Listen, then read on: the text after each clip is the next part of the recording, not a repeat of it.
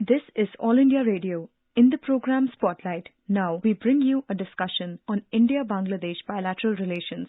The participants are Ashok Sajjanhar, former diplomat, and Simran Sodhi, journalist. In another significant boost for the India-Bangladesh relation, Prime Minister Narendra Modi today held a virtual summit with his counterpart, Sheikh Hasina of Bangladesh, and the two Prime Ministers discussed a range of issues. Prime Minister Modi also said that Bangladesh is the significant pillar of India's neighborhood first policy. Ambassador Sajjanhar, when you see the way India has gone forward with the neighborhood first policy and the place of Bangladesh in this, how important is this summit today? I think it's a very important summit because the relationship between India and Bangladesh is extremely important. Not only in economic and commercial terms, not only in people-to-people terms, not only because India and Bangladesh share linguistic, religious, cultural, civilizational content with each other, not only because Bangladesh has the longest border with India, also not only because Bangladesh is our largest trading partner in South Asia. For a variety of reasons, this is a very, very important relationship, and I think it is to the credit of both the leaders that they have not allowed this coronavirus pandemic to come and to slow the pace of relations between the two of them. So it is on a very momentous occasion. In fact, it is on the day after the Victory Day, the Bijoy Divas, that this summit took place. Also because it is the celebration of the birth centenary of Sheikh Mujibur Rahman, Bangabandhu, the father of Bangladesh. So it is a very momentous occasion, and it really helped all the discussions that took place and all the initiatives that were put in place, having the virtual inauguration of the railway line, which would take cargo and passengers from Kolkata to Siliguri and from there to Assam, the Chilahati-Haldibaris rail link. So this is also an extremely important because it restores the railway linkages between India and East Pakistan as it existed before the 1965 war between India and Pakistan that took place. So all the railway links at that time were broken, and today on the sidelines of summit today, both Prime Minister Modi and Prime Minister Sheikh Hasina, they inaugurated the launch of this connectivity. This, in fact, is the fifth railway line to have been restored, and there is only one more that is left, which will restore all the six railway links between India and Bangladesh that existed in the pre-1965 session. And of course, many new railway links are also being added, many new bus routes and many new inland waterways routes are also being added in terms of promoting connectivity between the two countries.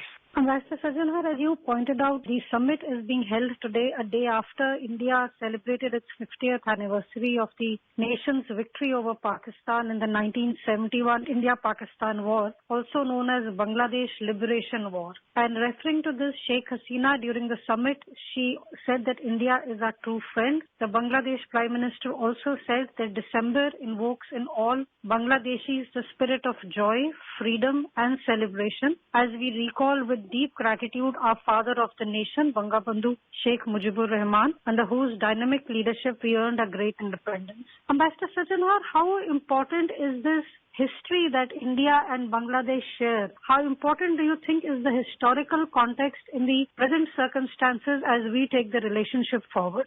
It is very important. I think history is something what people tend to say, that if you forget history, then you are condemned to repeat it. That means you will again allow similar things to happen. So I think both for India as well as for Bangladesh, it is very important to remember this. I must compliment and commend both the governments because over the last many years and decades, they have been working to keep this memory alive. And particularly as far as Bangladesh is concerned, ever since the time that Sheikh Hasina came to power now more than a decade ago in 2009, she has been working on this even in terms of inviting those who were involved in the war with Pakistan, those who are involved with the freedom of Bangladesh, to invite them to Bangladesh on 16th of December every year and to honor them, to decorate them, so that this memory always is very vibrant. And in India also, you have mentioned what Sheikh Hasina told Prime Minister Modi. Prime Minister Modi also told Sheikh Hasina that at the National Victory Memorial yesterday, he had lit a golden flame, and this is going to go all around the country, all the four corners of India, and people are going to be told about the valor of our soldiers and their achievements and what they were able to do in 1971. Because I think if we just read that it was that Pakistan was defeated and Bangladesh as a new nation was created, but I think the valor of the people and the valor of Bangladeshis also, how many of them were killed, more than 3 million. A genocide was conducted by the General Tika Khan of Pakistan there. And I don't think any time in the past, any huge army of 93,000 soldiers has laid down its arms and got defeated and signed an instrument of surrender in their own country. So I think that this was a truly heroic battle, and it really changed not only the history and geography, but also the strategic construct landscape of this region.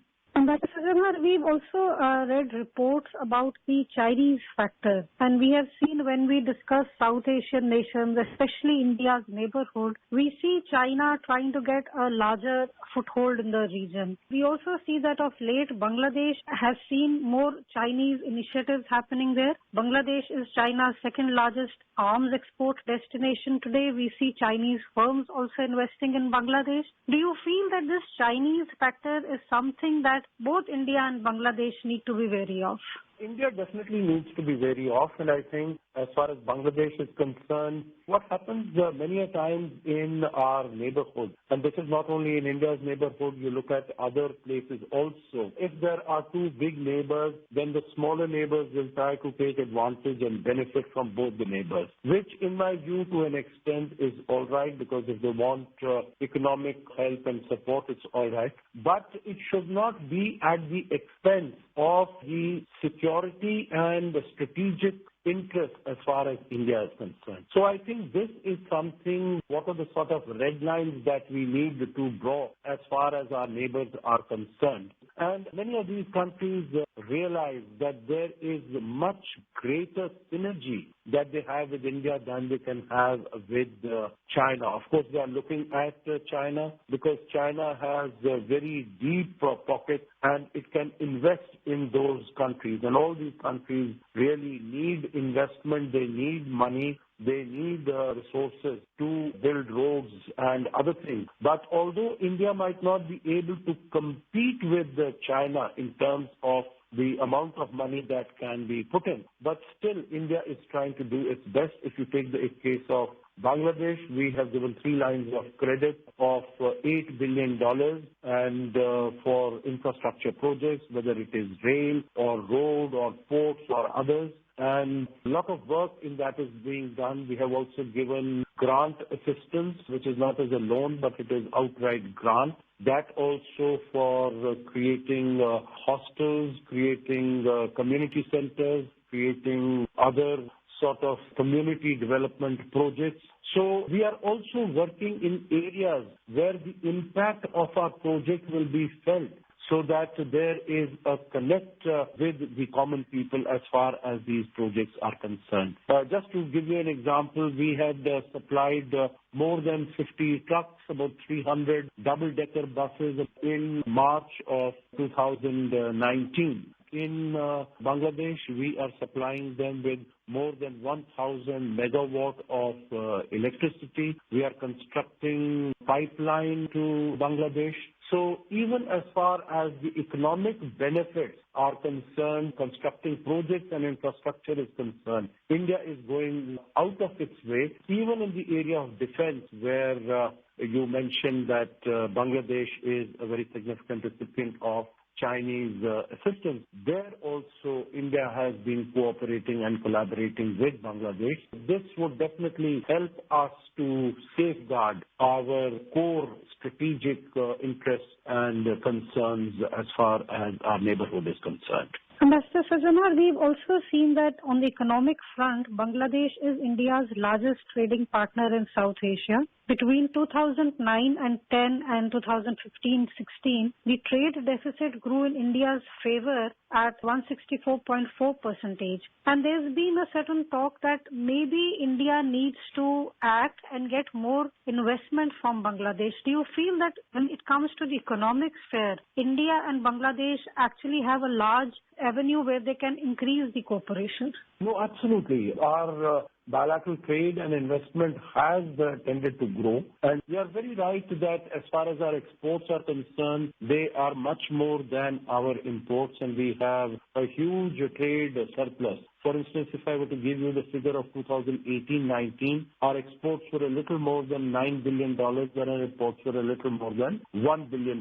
So there is a huge difference between the two. But I think the answer to that, we have provided under SAFTA, the South Asian Free Trade Agreement, we have provided duty-free, quota-free access to goods from Bangladesh into India. The problem there is that there is a shortage of exportable items in Bangladesh which they can supply to India. So if there is greater investment by Indian companies, which is actually happening, and they are able to manufacture goods which the Indian market needs, which the Indian consumer demands, then of course this trade deficit can come down to a significant extent. But in the last meeting that took place in September 2020, just a couple of months ago, in fact, the Bangladesh foreign minister expressed his appreciation to India, saying that because the tariffs have been brought down, that is why Bangladesh's exports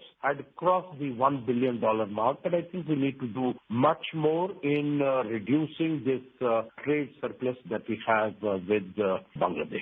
And Mr. Sajjanhar, we also see that today in the virtual summit, India and Bangladesh sealed 7 agreements to expand cooperation in diverse areas. And it is also expected that Prime Minister Modi will visit Dhaka next year. Do you feel that India-Bangladesh ties today are an example of how India's neighborhood first policy would be, and this is like a role model for the policy? I think both the sides have spoken about India-Bangladesh ties as the golden period in this relationship, because we know that after 1971, the ties were exemplary, were excellent till 1975, 15th August, when Bangabandhu Sheikh Mujib, he was assassinated by his own army people, and the whole family was also shot except Sheikh Hasina, who was in India at that time. So from 1975 till 2009, when Sheikh Hasina came to power, there was lots of up and down in terms of our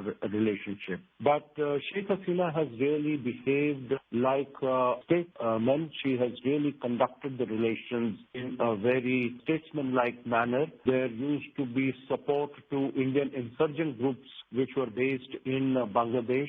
She has taken care of that. She has taken care of terrorists, whether Al-Qaeda, whether Taliban or ISIS. She has also not allowed the ISI of Pakistan, the spy agency of Pakistan, to be active in Bangladesh and act against India. There are still some issues like the Teesta Water Accord, which is still pending. But both the leaders, Prime Minister Modi also, by getting the land boundary agreement, which had been signed in 1974, I think this sent out a very strong message to Bangladesh that India under Prime Minister Modi is very keen and serious to have strong relations with Bangladesh. And March 2021, Sheikh Hasina has invited Prime Minister Modi for the 50th anniversary of the independence of Bangladesh. That visit gave a further impetus to our strong bilateral partnership. And in the coming days, we will follow the India-Bangladesh relation and its various facets. With this, we bring today's discussion to an end. Thank you. Thank you. You were listening to a discussion on India-Bangladesh bilateral relations. The participants were Ashok Sajjanhar, former diplomat, and Simran Sodhi, journalist. This program was produced and presented by the News Services Division of All India Radio. You can listen to it on our mobile app, News on AIR. This program is also available on our website, newsonair.com. You may email your opinion about this program at airnsdtalks@gmail.com.